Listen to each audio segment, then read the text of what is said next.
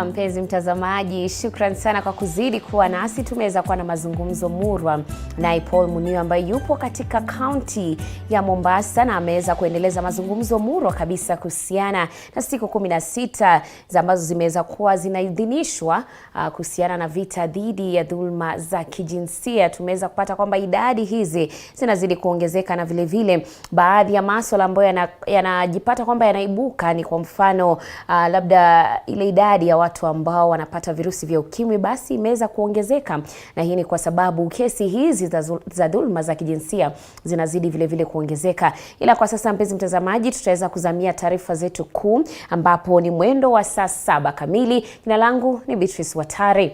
Na kwanza kabisa, Rais William Ruto mapema hii leo aliwarai majaji kutekeleza wajibu wao kwa uadilifu na pia kuhakikisha wameitetea katiba ya Kenya. Ruto alikuwa akizungumza katika hafla ya kuwaapisha majaji 20 wa mahakama kuu iliyofanyika kwenye ikulu Jumatano asubuhi. Na baada ya tume ya huduma za mahakama Kenya GSC kuwasilisha majina ya majaji hawa wiki jana, Rais Ruto aliwateua Jumanne kupitia kwa chapisho la gazeti la serikali. Walioapishwa ni Henston Nyaga, John Chigiti, Peter Mulwa, Lawrence Mugambi, Gregory Mutai, Robert Wananda, Samuel Mukira, Francis Ochieng, Fred Mugambi na Dennis Magare. Wengine ni Patricia Gishohi, Josephine Mungare, Patricia Nyaundi, Diana Kavedza, Sophie Chichichir, Mwaisha Said, Florence Masharia, Terence Achieng na vile vile Alim Visram. At the back of your mind that we have an institution called judiciary, a third arm of government, an institution that has a mandate, and that you will ensure that the judiciary is dignified and is respected, and that you will promote fairness. Na tukisonga mbele, hatua ya serikali kutangaza mpango wa kupiga marufuku shule za mabweni kwa wanafunzi wa gredi ya kwanza hadi 9 imeendelea kuibua hisia mseto, huku chama cha walimu wa shule za upili KUPPET tawi la Embu kikipinga vikali mpango huo. Chama hicho kinasisitiza kuwa hatua hiyo itawaumiza wazazi wenye majukumu mengi ambao hukosa nafasi ya kuwa na wanao nyumbani. Aidha, KUPPET inashikilia kuwa mpango huu wa kupiga shule za mabweni marufuku unafanywa bila kuhusisha umma. You find that as some parents have made arrangement with the teachers in the same boarding schools that they take care of their children. Actually, they are the second parents, and the parents are not bothered. Some parents work in Mombasa, in Nairobi, in Southern Sudan, in Rwanda, in Kambara. Then they leave their children in the hands of the teachers in these boarding schools. So it will be actually killing the spirit of these parents, and the students, the pupils and the students of the same parents will not be taken care of. Some of the parents with the students in the boarding school stay abroad, and therefore the parents, the teachers are their parents. Na tukisonga mbele ni kwamba waendeshaji wa tuktuk mjini Kisumu wameandamana mapema leo kupinga agizo la serikali ya kaunti kuwataka kubeba mizigo pekee kwenye tuktuk kinyume na awali. Wahudumu hao waliandaa maandamano hayo ya amani hadi afisi za gavana, huku usafiri wa ndani ya mji wa Kisumu ukitatizika kwa muda. Usafiri wa ndani wa mji wa Kisumu ukitatizika kwa muda samani. Aidha, wanasema agizo hilo linawataka ndani zaidi, tayari biashara yao iko chini hivi sasa. Na kwa sasa wanamtaka kaimu msimamizi wa mji wa Kisumu Abala Wanga kugairi msimamo wake ili waweze kuendelea na biashara zao kama kawaida. Karibu ni miaka 8. Sasa hii niko na mtoto kwa secondary nalipia school fees. Hata Bala Wanga kinikataza nifanye kazi, nitalipaje school fees? Hizi tuktuk ziko na insurance ya kubeba abiria 3. Insurance imekubali hiyo. Tena tuktuk moja. Hizi matuktuk tunazichukua kwa loan. Hebu tuambie, ukiniambia niende nitafute mizigo huko Nyakachi nibebe, hii loan italipa na nini? Tunaomba akuje na mpangilio mzuri na kufanya kazi.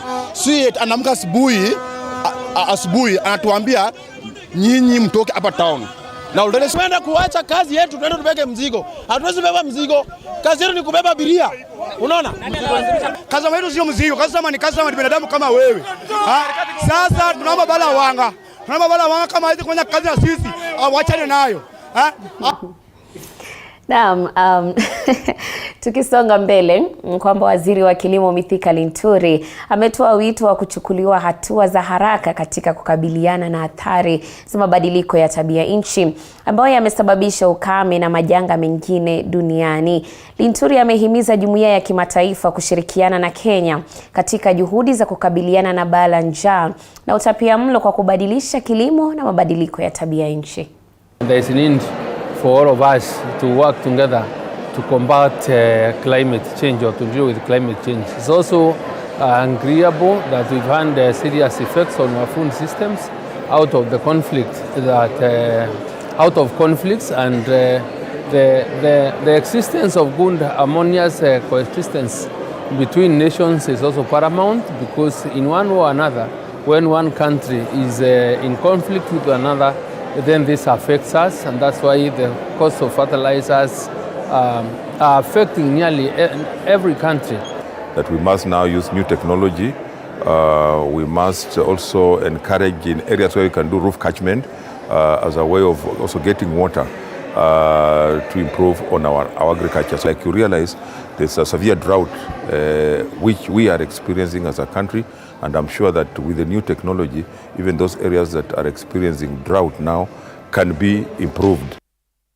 Na kwingineko, mbunge wa Manyata Gitonga Mukunji ametoa changamoto kwa bodi ya NG-CDF katika eneo bunge lake kujitahidi ili kukomboa muda uliopotea na kuhakikisha kuwa taratibu zote zimewekwa kabla ya wanafunzi kurejea shuleni Januari mwaka 2023. Na akizungumza katika afisi ya wilaya baada ya kuzindua bodi ya NG-CDF, Mukunji alidokeza kuwa wabunge wanakabiliwa na changamoto kubwa ya kushughulikia NG-CDF ambayo ilirejeshwa siku chache zilizopita. Alibainisha kuwa bodi ya NG-CDF lazima iharakishe utoaji wa hundi za masomo na kuhakikisha kuwa wanafunzi wa darasa la 6 wanaosajiliwa kuingia gredi ya 6 wanapata mazingira yanayohitajika katika shule zao za msingi. By the time we were being elected, there was a court order that was supposed to be interpreted by government to tell us exactly what it takes or what it pertains on the issue of continuation of CDF fund. Treasury has committed with a letter to Parliament to be releasing 2 billion Kenya shillings per week. My promise to the people of Manyata is that we are going to work with a lot of equity. We are going to ensure that the resources of NG-CDF reach to everybody. We are going to be transparent, and we are going to work with a lot of integrity. The committee members behind me that have just elected me, they are very hardworking, they are young, they are energetic, and we are ready for the job. Thank you. Na kwa wanachama ambao tayari leo wamepata nafasi, wanakamati hii, tutaomba tuweze kuwa na transparency and accountability kama jinsi mheshimiwa alivyosema, na sisi tutawaunga mkono na sote tutafanya kazi pamoja ili tujenge eneo hili la bunge la Manyata. Kwingineko, dunia inapotarajiwa kuadhimisha siku ya bima ya afya kwa wote UHC tarehe 12 mwezi Desemba, miaka 5 sasa baada ya bima kuanzishwa nchini, kuna mengi ya kujivunia na washikadau wa afya kaunti ya Bungoma wanatarajia mengi kutoka kwa serikali kuimarisha sekta hiyo. Na kwa sasa tunaungana na Wanji Sostin ambaye yuko katika kaunti ya Bungoma kwa mengi zaidi. Naam, shukrani na kupata kwa njia iliyo shwari kabisa kutoka hapa mjini Bungoma, na kwa kweli ni kwamba ndani ama chini ya siku 5 taifa litakuwa linasherehekea siku ya bima ya afya kwa wote ambayo iliweza kuzinduliwa hapa nchini Kenya na aliyekuwa rais ambaye ni Uhuru Kenyatta mnamo Disemba mwaka 2018, na miaka 5 baadaye, kuanzia miaka 4 baadaye, kuanzia mwaka 2018, wengi wa washikadau wa sekta ya afya hapa kaunti ya Bungoma wanasema kwamba kuna hatua ambayo imepigwa, hususan afya mashinani, kwa wananchi kutoka eneo hili. Hebu tuweze kuzungumza na mmoja wao tuone ni yepi haswa ambayo imeweza kufanikishwa baada ya kuzinduliwa kwa bima ya afya kwa wote hapa nchini Kenya. Ukikaribia hapa uanze kwa majina yako, tueleze wewe ni nani na haswa bima ya afya kwa wote hapa nchini Kenya, ukizingatia hapa kaunti ya Bungoma ni hatua ipi ambayo tumeweza kufikia hii leo? Kwa majina naitwa Rahma Isa na nafanya kazi na shirika ambayo inaitwa Stage Media Arts pamoja na Bungoma Ramka Network. So sisi kama washikadau wa afya kutoka Bungoma County tumeweza kufanikisha mambo kadha wa kadha tukifanya kazi pamoja na kaunti yetu ya Bungoma kuhakikisha kwamba universal health coverage is a priority to the county. Kwanza kabisa ningependa kushukuru kaunti yetu kwa sababu tumeweza kufanya kazi pamoja kuhakikisha kwamba masuala ya NHIF imeweza kuembraceiwa katika kaunti yetu na kuhakikisha kwamba pia kaunti imeweza kuwekeza fedha za kutosha kwa masuala ya afya ya kina mama na watoto pamoja na issues za primary health care. Miaka minne baadaye, baada ya kuzinduliwa, tuliweza kuona kwamba Rais Uhuru Kenyatta, aliyekuwa Rais Uhuru Kenyatta, alianzisha na kaunti 4 ambazo ni Kisumu na Mombasa na vile Machakos. Je, kufikia hii leo ni nini haswa ambacho mnataka serikali ya sasa ya Kenya Kwanza iweze kuwekeza kuboresha afya zaidi? Ili kuboresha afya zaidi kwa wananchi ni muhimu kwamba serikali yetu iweze kuhakikisha kwamba mwananchi aendi safari kubwa ili kupata huduma zake za afya, na hiyo ina call for investing in primary health care kuanzia kwa level 1 hadi level 4. Wacha kaunti yetu iweze kuwekeza fedha kuhakikisha kwamba wameweza kuset up dispensaries, health centers katika kaunti ili wananchi wetu waweze kupata huduma za kwanza pindi tu wanapotaka kupata hizi quality healthcare services. Hapa Bungoma ni asilimia gani tuseme kwamba tumeweza kufanikisha afya mashinani? Kufanikisha afya mashinani, yes, kama kaunti tumeweza kufanya masuala jinsi ipasavyo. Ila kidogo tuko na changamoto, hatujaweza kufanikisha afya mashinani jinsi inavyofaa. Kwa sababu kwa nini nasema hivi ni kwa sababu ukiangalia level 1 which is the CHVs, kaunti yetu imeweza kuset up 385 community health unit ambazo ziko functional. So ni muhimu kwamba kaunti yetu kuhakikisha kwamba hizi community health units zenye ziko set up, their CHVs are facilitated to the standard in that they are able to reach our mothers together with our teenagers whenever they face any issues concerning with their health. Na shukrani. Jinsi ambavyo umeweza kusikia ni mmoja wa shikadau wa afya hapa katika kaunti ya Bungoma, na siku hiyo itakapokuwa inaadhimishwa siku ya Jamhuri tarehe 12 Disemba, wana matumaini na matarajio kuwa serikali ya kaunti na vile serikali ya kitaifa itaweza kuwekeza pakubwa ili kuimarisha afya haswa mashinani. Kutoka kaunti ya Bungoma na rejesha kwako, mimi ni Wanji Sosti.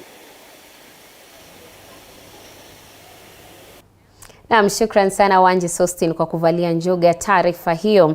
Labda tukisonga mbele ni kwamba Rais William Ruto pamoja na wakuu wengine serikalini na gavana wa Machakos Wavinya Ndeti leo hii wamezuru Mavoko kaunti ya Machakos ambapo ameweka rasmi jiwe la msingi wa nyumba za bei nafuu kwa Wakenya. Ruto akizungumza katika hafla hiyo amewahakikishia wakazi kuwa wale watakaopata fursa ya kuingia kwenye nyumba hizo punde tu ujenzi utakapokamilika watapata maji ya kutosha na kwa muda wote watapata kibali cha kumiliki nyumba hizo mwishoni wa miaka 15. Ikumbukwe kuwa shughuli hii nzima ilikuwa miongoni mwa ajenda 4 kuu za serikali ya Jubilee iliondoka mamlakani. Wakenya sasa wana kila sababu ya kutabasamu kwani watakuwa wakilipa ada za chini zaidi katika nyumba hizo. Hata hivyo, rais amezidi kupiga upatu mpango wa Hustler Fund na kwa rai wa Kenya kujisajili kwa wingi zaidi kwani hela hizo zitawasaidia katika kuimarika kimaisha. Vile ama rai wa Kenya kutokubali kutenganishwa kwa misingi ya kikabila. So there is one bank, our friend, who came looking for us. Na akatuuliza shindeni, nikamwambia hii kazi inatushinda. Sasa ndio tunaenda nyumbani mzuri. Akatuambia no. Tuko ziharabia mwezi tupatia pesa. We are taught by 3 banks. Si wataji because now tutafuta. Needed sand ballast to be supplied by local merchants in Machakos County. Hand over the public facilities to the county upon completion. Avail at least 10% of the completed units to the county for sale to qualified county personnel. Your Excellency, 10% ni kidogo.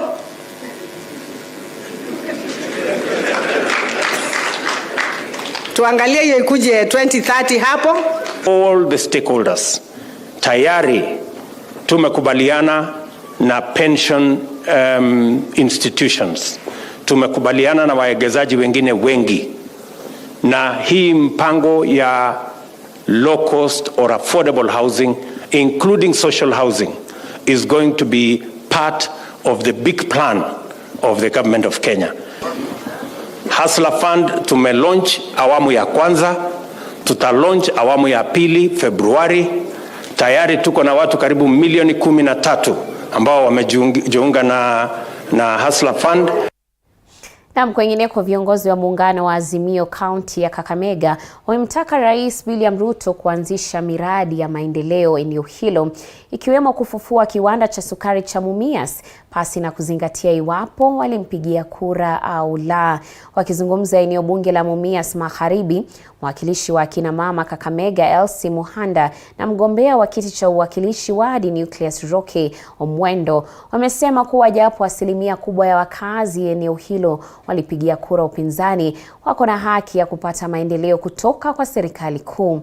Rais Ruto anatarajiwa kuzuru kaunti ya Kakamega Alhamisi, ambapo atakutana na viongozi waliochaguliwa kutoka magharibi mwa Kenya katika ikulu ya Kakamega kabla ya kuhudhuria hafla ya kufuzu kwa mahafala katika chuo cha sayansi na teknolojia cha Masinde Muliro Ijumaa. Watu wetu wengi hawajapata kazi, na pia watu wetu wengi ni maskini, hawawezi kupanda na sasa serikali ambayo iko ni serikali ya UDA, na tunajua rais atakuwa Kakamega kwa sherehe ya Masinde Muliro ya kufuzu.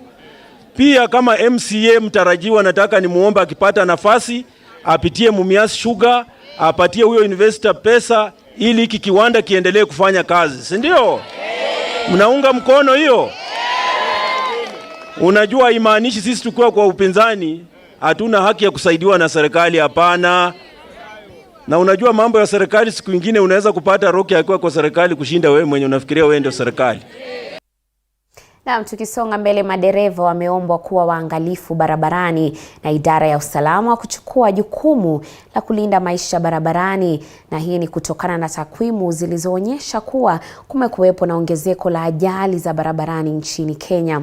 Na kulingana na kamanda wa polisi wa kaunti ya Nakuru Bwana Peter Mwanzo, kaunti ya Nakuru linakili idadi ya visa vya ajali 228 na kupelekea watu 25 kupoteza maisha yao kutokana na ajali hizo, watu 33 kuachwa na ulemavu, watu 58 kuachwa hali mahututi hospitalini kwa muda mrefu, na 68 ikiwa ni idadi ya watu walioumia kulazwa hospitalini na kurejea nyumbani. Aidha, kamanda huyo ametaka kila mmoja kutahadharika zaidi, hususan msimu huu wa sherehe za Krismasi. Wale ambao hawakufariki katika hizo ajali, tuko na watu 33 ambao sasa wamekuwa permanently ama wako seriously injured. Maisha yao haitarudi tena vile yalikuwa. This stretch ya Naivasha kutoka Gigi kwenda Naivasha, sababu ya speed and overlap. Kuteremka pale Ikopeni, speed ni kupanda ama ni kuteremka kutoka pale, that's another hotspot. Ulevi baada ya kuendesha gari hatutaruhusu. Tutaendelea kufanya alcohol. Be compliant. Just make sure that your vehicle is compliant and it is registered under a recognized circle. Nakuru is a transport hub. Kinara wa muungano wa Azimio la Umoja One Kenya Raila leo alasiri anatarajiwa kuhutubia mkutano wa hadhara katika uwanja wa Kamukunji. Mkutano wa leo ndio kifunguzi cha mikutano ya pingamizi ya Azimio dhidi ya utawala wa Rais William Ruto. Ajenda kuu ikiwa ni uchaguzi mkuu uliopita, gharama ya maisha miongoni mwa masuala mengine vile. Na kwa sasa tutaungana na mwandishi wetu Apollo Kamau ambaye yuko katika eneo hilo ili atuarifu zaidi. Apollo Kamau.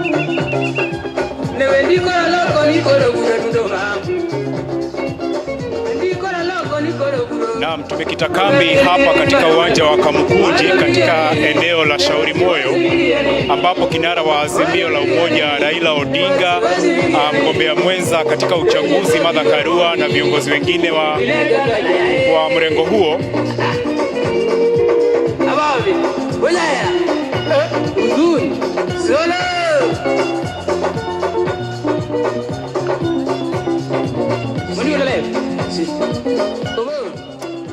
na samahani kwa hayo, tumekita kambi katika uwanja wa Kamukunji hapa katika eneo la Shauri Moyo, ambapo kinara wa Azimio la Umoja Raila Odinga ataweza kuwasili hapa alasiri ya leo kuweza kuhutubia mkutano wa hadhara, na ni mkutano ambao ni wa kwanza kwa muungano huo wa kuweza kuwasilisha tetesi zao kwa wananchi kuhusu masuala ambayo wanasema hawajaridhika nayo tangu Rais William Ruto achukue usukani. Na yale masuala ni masuala ya uchaguzi, manake Odinga bado anashikilia kuwa matokeo ya uchaguzi hayakuwa ya haki. Uchaguzi kulingana na madai yake uliibiwa, na kwa hivyo hiyo itakuwa ajenda ya kwanza wakati atakapohutubia wafuasi wake hapa siku ya leo. Swala lingine ni masuala ambayo yamekuwa yakitendeka, masuala kama yale ya gharama ya maisha, swala kuhusu uteuzi katika nyadhifa za serikali. Kumbuka kumekuwa na tetesi kuhusu baraza la mawaziri vile lilivyoundwa, na kuhusu kama wale mawaziri wameweza kutimiza kile kitengo cha katiba kuhusu uadilifu. Kumekuwa na tetesi hapa na pale.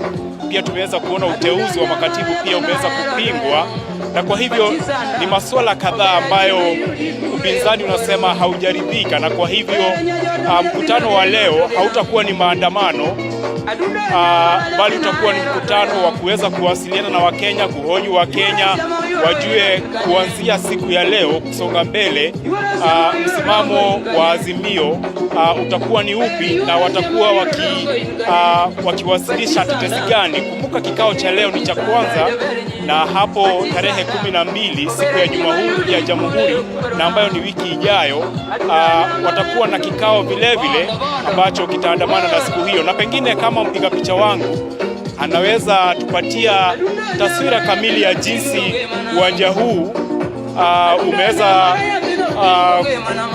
ulivyo hivi sasa, wananchi wamefika vipi. Tutaweza kuona ni idadi tu kidogo ya wananchi ambao wameweza kuwasili hapa, manake leo kumbuka ni ya kazi, na pengine Wakenya wengi wako katika sehemu zao za kazi, kwa hivyo hawajaweza kufika hapa. Lakini pia wakati mpiga picha wangu anavyokupatia taswira kamili hapa katika uwanja huu, tunatazamia tu kuona kama chama cha Jubilee kikiongozwa na Rais Uhuru Kenyatta, ambaye pia ni mwenyekiti wa muungano wa Azimio ama lile baraza la Azimio, ataweza kufika hapa. Kumbuka kuna wanasiasa kadhaa ama viongozi kadhaa katika muungano huo ambao wamejiondoa na hii hafla ya leo. Kwa hivyo ni shughuli ambayo tunatazama, lakini kwa sasa tumeweza kuona mjumbe ama mbunge wa Makadara George Ladwa na baadhi ya viongozi wa Nairobi wameweza kuwasili pale jukwani, na kwa lile ambalo limesalia sasa ni kusubiri kufika kwa Raila Odinga, ambaye tumeweza kuambiwa hapa ametoka katika makao makuu ya Azimio akielekea hapa. Anaweza hawezi? Wapi vigelegele na shangwe yake jamani?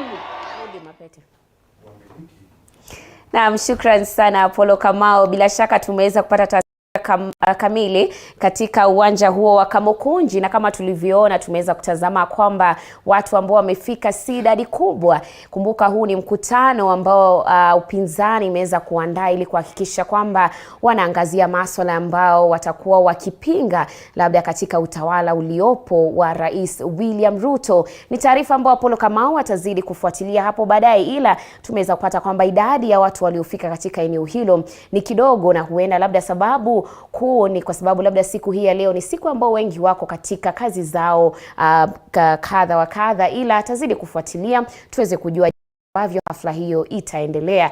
Ila wacha tuweze kusonga mbele, na ni kwamba wanahisani wa kampuni ya ununuzi wa ardhi ya Embakasi Ranching kutoka kaunti ya Kiambu wametoa wito kwa Rais William Ruto na gavana wa Kiambu Kimani Wamatangi kuunga mkono wakurugenzi ambao walichaguliwa ili kuingia ofisini na wanachama baada ya maagizo ya Rais mstaafu Uhuru Kenyatta.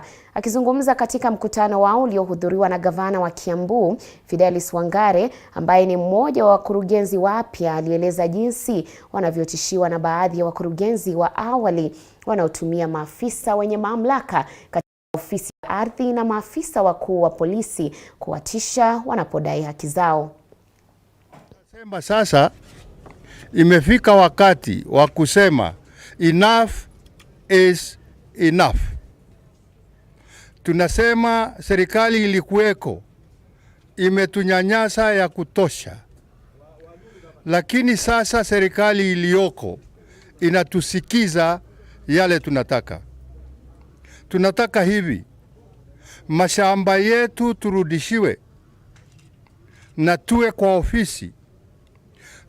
Tuliwa miaka 4 iliyopita, mwaka wa 2019 tarehe 13 mwezi wa 4, new directors walichaguliwa waende kwa ofisi, na kutoka siku hiyo tukapelekwa kotini, na ile kotini tulipelekwa, unauliza ni makoti gani tuko naye. Unauliza hivi, I would like to notify the general public or the government of the Republic of Kenya about the challenges we have faced since our elections. We are directors who are elected, have never been into that office ever since 2019. And it has been very challenging for our shareholders because our shareholders have not been able to get justice for their own lands. Na mpenzi mtazamaji, hivi sasa tutaenda mapumzikoni kidogo, ila tutarejea na taarifa nyingi zaidi. Usiende mbali.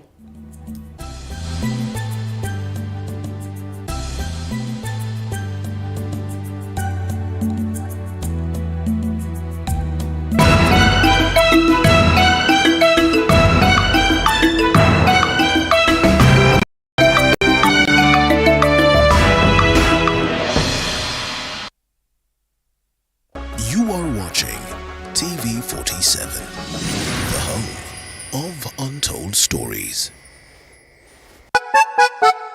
Sonadol Extra imetengenezwa kwa njia spesheli kupambana haraka na maumivu ya kichwa, mwili na hata meno. Sonadol Extra, hakika maumivu yakizidi, pata ushauri wa daktari.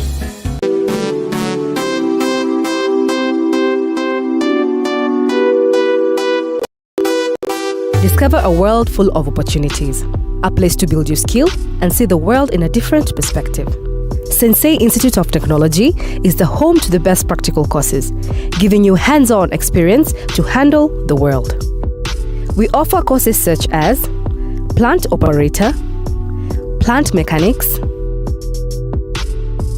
driving and trailer driving, CCTV and alarm installation, solar installation, electrical installation, motorcycle, motor vehicle mechanics and electronics, building construction technology, welding fabrication, roads and dam construction, hospitality courses, and many more.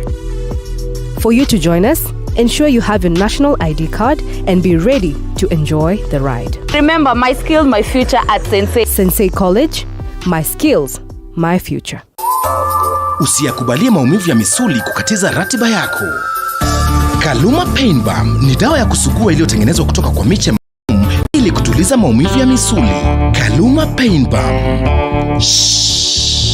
Maumivu yakizidi, pata ushauri wa daktari. Watching TV47, the home of untold stories.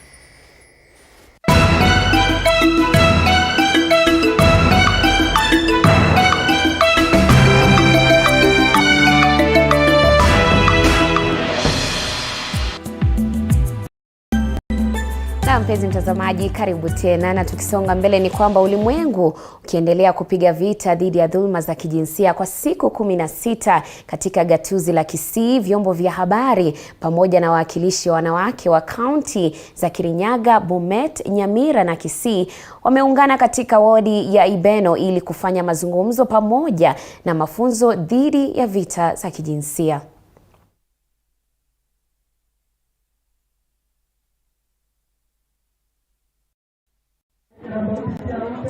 Naam, asante sana na kupata vyema kabisa kutoka gatuzi hili la 045 la Kisii, hasa katika wadi hii ya Ibeno, ambapo siku ya leo hapa kuna kitu ambacho kileta women empowerment katika siku zile 16 za kupinga vita dhidi ya dhuluma za kijinsia. Hapa tumebahatika kuwa na viongozi mbalimbali akiwemo mwakilishi wa wanawake katika kaunti ile ya Kirinyaga, vile vile Nyamira na Kisii na maeneo kama vile Bomet. Lakini hapa nimebahatika kuzungumza na mwakilishi wa wanawake kutoka kaunti ile ya Kirinyaga. Nitakaribia hapa karibu atuambie jina lake ni nani na siku ya leo ameionaje na ni yapi ile ambao mnafunza watu katika eneo wadi hii ya Ibeno.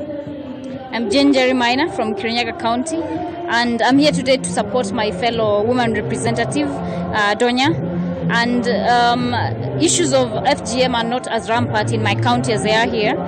But we believe that the girl child must be empowered, and that is why we have been voted in as county MPs, so that we ensure that we talk to our societies and we try educate them as we can, so that they can see that these issues have been overtaken by events. And FGM really, it is like a cultural issue here, and it is something that can no longer go on, because then we are going to harm our future generations and put them at risk. So at the end of the day, I'm here for support, and because I'm not only on behalf of the people of Kirinyaga County, and I am extending the support of the people of Kirinyaga County to the people of Kisii. Yes. Pengine ni wito upi ambao utapatia watu ambao wako pale nyumbani, pengine kizonefu? Tunaona kwamba matukio haya, ukeketwaji wa watoto wa kike yanafanyika sana wakati huu. Ni wito gani ambao utapatia wazazi na pia mabinti? I'll be asking parents here in Kisii and in any other community that is affected by FGM to at least protect their female children and ensure that they do not allow them or even participate in having them undergo FGM. Like I've said, it is overtaken by events. We're now in the 20th century, and we need to move on so that we can empower the girl child in ways that impact them positively in the long run. So I'm here in Kisii to support that cause and support the call for stopping FGM in this country. Naam, okay, asante sana. Pia tuweze kupata mwakilishi wadi wa eneo hili, naye atueleze anaisije wakati hafla kama inafanyika kwao. Ni furaha kubwa. Unaona women rep kutoka Kirinyaga ameruka county mingi mpaka amefika hapa.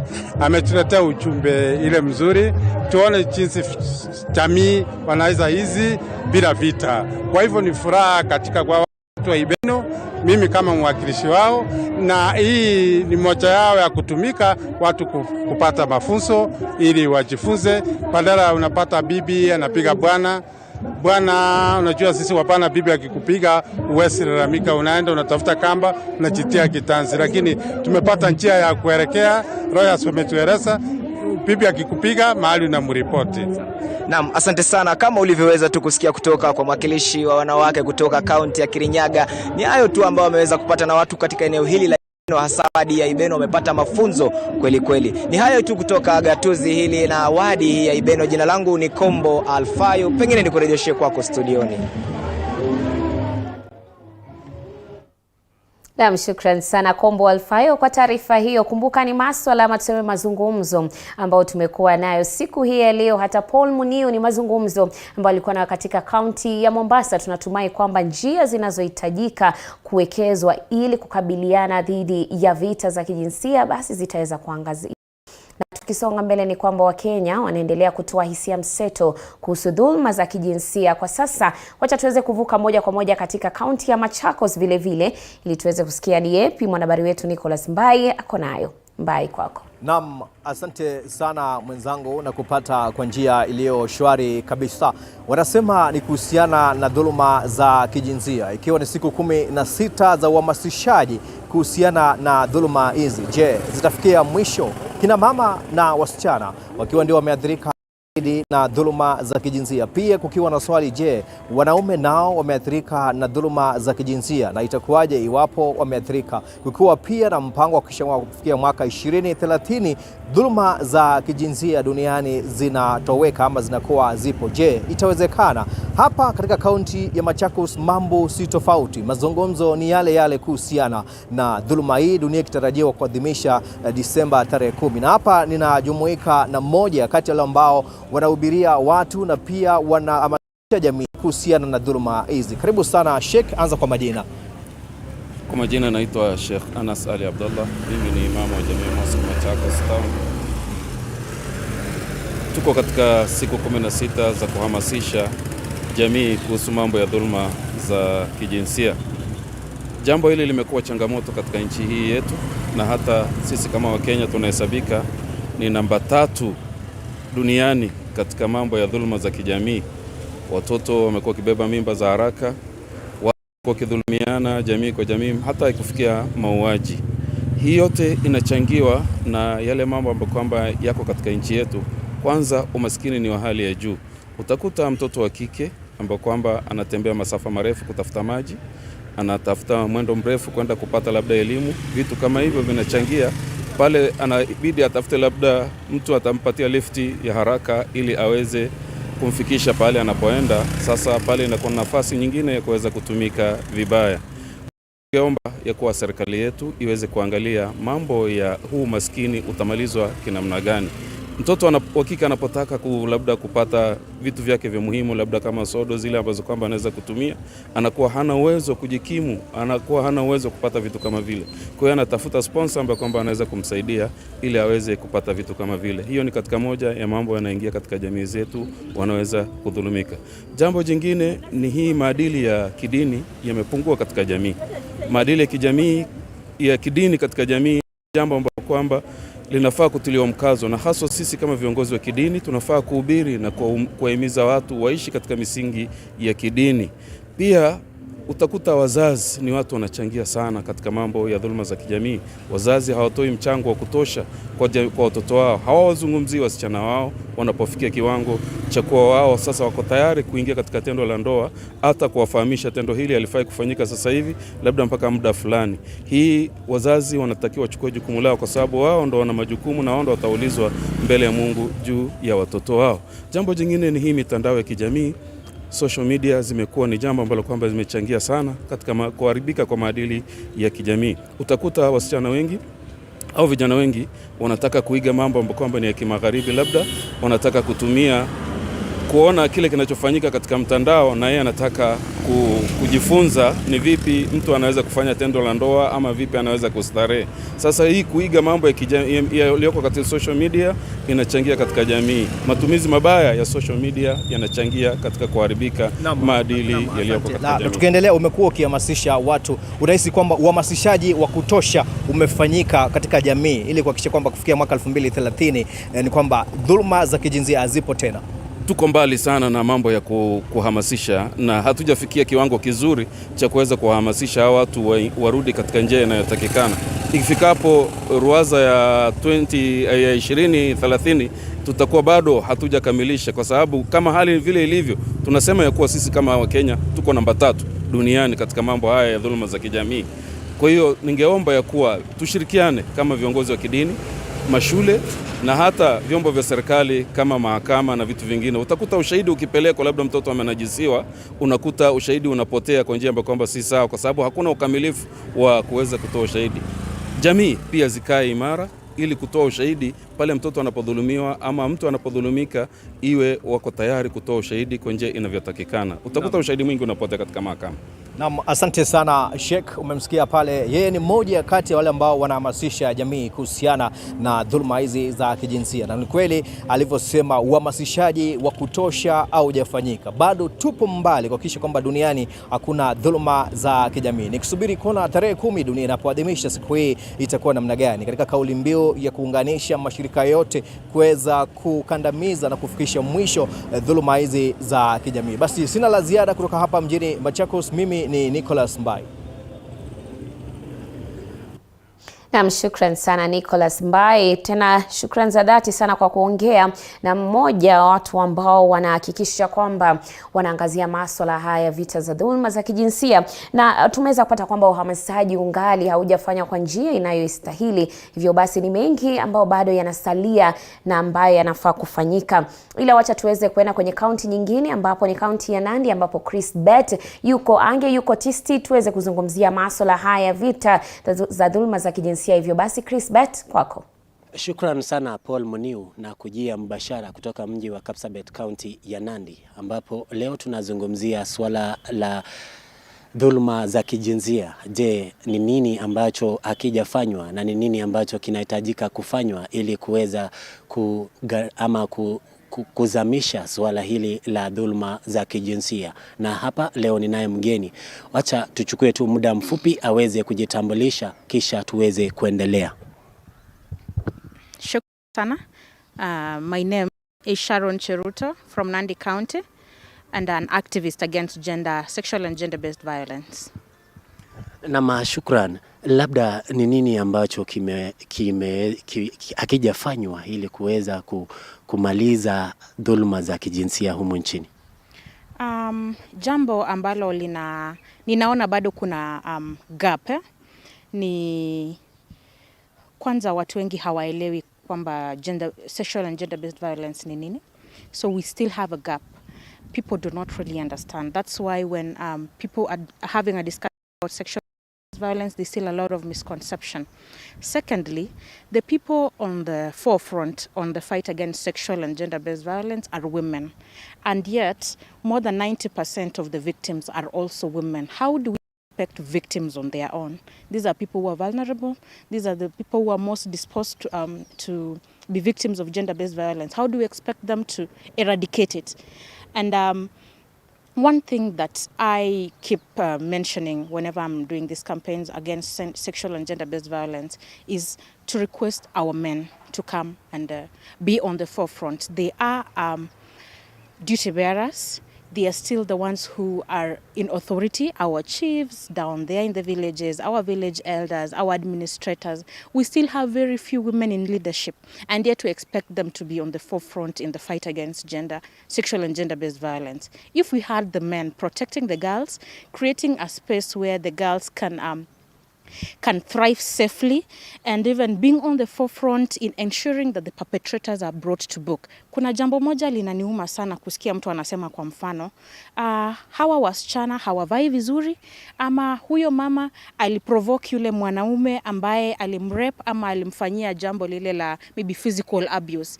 There's still so much that we do not understand kuhusu mambo ya victim na perpetrator. At times the victim hajajiweka katika situation yoyote, but they still fall victims. Kuna watoto wachanga sana ambao hata huwezi sema alivaa vibaya. Kuna watu ambao wamekuwa tu victims even when they did not put themselves in the situations where they found the beast or the abuser. Wito wako tu kwa lapo tunapomalizia, wito wako ni gani kwa washikadau wote ambao wanapigania haki za dhuluma za kijinsia? Let us push for perpetrators to be brought to book. Let us push for harsher punishments. So I would call for harsher punishments, and let us push that these perpetrators be brought to book. It would help us get somewhere.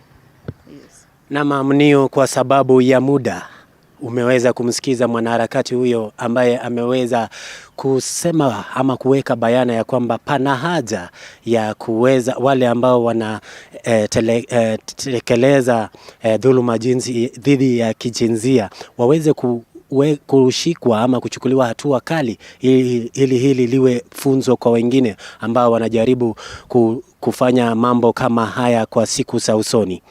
Kutoka hapa kaunti ya Nandi tutazidi tu kuzamia swala hili. Kumbukwe kwamba ni siku 16 za vita dhidi ya dhuluma za kijinsia. Tutakuwa tunalitupia jicho swala zima ili tuweze kupiga darubini na kujua, je, visa hivi bado inaendelea ama vimeweza kufikia kikomo. Sina la ziada. Paul Muniu, narejesha kwako hapo studioni. Jamani, tunasema jina ni Beatrice Watare na wala sio Paul Muniu. Tulikuwa na Paul Muniu hapo awali, lakini kumbuka masuala ambayo tunazungumzia ni vita dhidi ya dhuluma za kijinsia, na kwa upande wao wanaangazia masuala ya je, yule ambaye ametendewa kile kitendo cha kudhulumiwa na yule ambaye anakitenda, basi tunaangazia masuala hayo, ile kwamba mwanamke ataambiwa kwamba wewe ndio ulivaa vibaya, mambo mengi kama hayo. Lakini kumbuka, je, yule mtoto mdogo ambaye kazaliwa labda hata wiki 3 zilizopita atakuwaje amevaa vibaya? Tusonge mbele. Tukienda kwengineko ni kaunti ya Bungoma, ambapo Wanji Sostin yupo katika kaunti hiyo, mazungumzo yakiwa haya ya vita dhidi ya dhuluma za kijinsia. Hivyo basi wacha tuweze kuvuka moja kwa moja.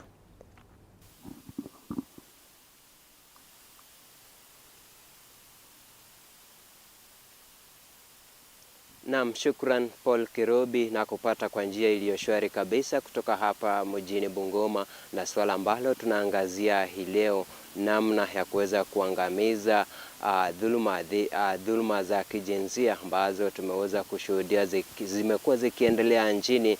Na hapa nilipo ninao na wachungaji kutoka hapa kaunti ya Bungoma. Tunataka kuzungumza nao tujue, je, ni kipi ambacho wameweza kuangazia kama kanisa kuhakikisha kwamba dhuluma za kijinsia zinaweza kupunguka hapa nchini Kenya, haswa hapa kaunti ya Bungoma ambayo imekuwa ikirekodi visa hivi kila kuchao. Mwanzo hebu tuweze kuanza na askofu hapa. Karibu Bishop, tueleze majina yako na ni nini haswa nyinyi kama kanisa mmefanya kuhakikisha kwamba dhuluma za kijinsia hapa nchini zinapunguka. Asante sana Sostin. Majina yangu ni Bishop Ignatius Wanjala, askofu wa makanisa ya Revival Prophetic Living Ministry, na pia ni coordinator wa Bishops Council katika Bungoma Town. Ni wito wangu kama askofu kwamba kama kanisa tumeweka mikakati ya guiding and counseling, kukaa na watu wetu. Tumetenga siku ya Jumanne, na naamini pia makanisa yote yameweka siku ambayo tunafanyia watu wetu what we call guiding and counseling. Na ni wito wangu kwamba wakati umefika kwamba serikali ichukue jukumu ya hata kuajiri guiding and counseling department, ili katika sekta kama za hospitali na polisi, wakati ripoti hizi zinaweza kuripotiwa kule, they can refer to these officers ambao wako well trained kuhusu masuala ya jinsia, bila kuwa na watu ambao wameajiriwa na wamewekwa pale. Jambo hili vita hivi havitaisha. Kwa hivyo mimi naomba serikali kwamba is a high time to employ the workers, wale ambao wanaweza kukaa na wakawashauri. Wakati mama anapeleka kesi yake polisi, amepigwa, na wanaita mume wake, kabla ya kufanya arrest watambue kiini cha mzozano kimetoka wapi, to identify the root of the conflict. Na pia tunaomba kwamba watu wawe na kitu cha kufanya. Maisha ya umaskini pia inachangia. Watu wanapokosa kitu cha kufanya, mtu anakuwa na mind ambayo inafikiria mawazo mabaya, pia inachangia matokeo kama haya kutokea katika taifa letu. Askofu, tunajua kwamba huu ni msimu wa Krismasi na visa vingi hutokea wakati wa sherehe. Je, labda nyinyi kama kanisa ni wito upi mnaweza toa kwa Kristo vilevile na wananchi waweze kuzingatia msimu huu wa Krismasi? Msimu wa Krismasi, mimi naomba wananchi wetu wadumisha amani, na kama kanisa tumeweka mikakati ya kuwa na warsha mbalimbali ya kuengage watu tapaka mbalimbali, wawe vijana, wawe wamama, wawe hata wazee. Tumeweka mikakati ya kuwa na seminars ili kuhakikisha kwamba wanapokuwa katika seminar kuwafundisha vile wanaweza kuishi na vile wanaweza kumbana na changamoto ambazo zinainuka maishani. Shukran. Kirobi, kwa sekunde 20 tuongee na mzee hapa. Hawezi kosa wasia ama neno moja la kuambia wananchi. Baba, karibia hapa, tueleze majina yako na wasia wako kwa wananchi ni upi haswa? Kwa majina ni David Waliaula, Secretary General Revival Prophetic Living Ministries. Nafanya kazi chini ya Daktari Askofu Ignatius Wanjala. Kuhusu mambo ya jinsia, kitu cha kwanza mimi naomba wazazi tufunze watoto wetu maadili yaliyo mema as early as possible. Kitu kingine, watu waende kwa makanisa. Watu wako kwa maneno badala ya kuwa kwa ndani ya neno, wako ndani ya maneno. Na kuwa ndani ya maneno, you know the consequences. Ndio naona mambo ya jinsia inatokea mara kwa mara. But watu wakiishi ndani ya neno, hiyo changamoto itapunguka. Naam, shukrani Kirobi. Jinsi ambavyo umeweza kusikia ni baadhi tu ya viongozi wa kidini hapa kaunti ya Bungoma wanapendekeza kuwa iwapo kutakuwepo na ile sekta ya kutoa ushauri na saha kwa kazi ama kwa wananchi, itakuwa vyema kabisa na ni njia mojawapo ya kuhakikisha kwamba visa vya dhulma za kijinsia zinapungua nchini. Ikumbuka kwamba zimesalia siku 2 tu kuweza kuhatimisha siku hiyo muhimu. Wanaharakati ambao umekuwa ndani ya siku 16 kutoka kaunti ya Bungoma. Kirobi, la ziada sina, narejesha kwako. Mimi ni Wanji Sostin.